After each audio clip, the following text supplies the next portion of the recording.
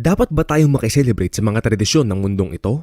Alam nyo bang hindi naman talaga dapat January 1 ang New Year? Dahil mula March 1 ay binago ito ng Imperyong Romano upang parangalan si Janus, ang Diyos-Diyosa ng mga bagong simula at pagbabago. Kaya kung mapapansin nyo, ang January ay hango mula sa pangalang Janus at taon-taon tuwing January 1. Ang mga paganong Romano ay nagdiriwang sa pamamagitan ng pagsasalo-salo at pagsusuot ng kulay pula sa paniniwalang ito ay magdadala ng swerte, kalusugan at kasaganahan. Nagbibigayan din sila ng mga regalo at nangangako magiging mas mabuti sa isa't isa.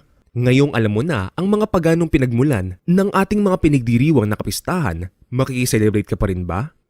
Tingin mo ba ay nakakalugod sa Diyos ang mga ganitong gawain?